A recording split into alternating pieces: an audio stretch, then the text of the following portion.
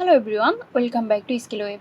In this video, I will show you how to add error bars in Google Sheet. So let's begin the video.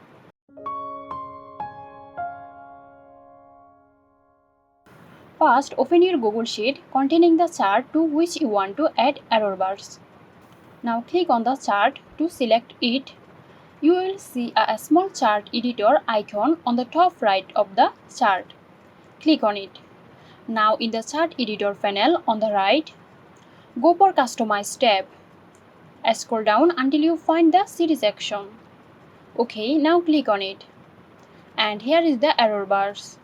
Enable it and customize the error bars as needed. OK, that's for today. Hope this video helped you guys. Please subscribe to our YouTube channel and hit the bell icon for more videos. This video is sponsored by Zerosoft. Zerosoft offers graphic design, UI UX design, digital marketing and web development. Elevate your brand with Zerosoft today. For more details, check the description box.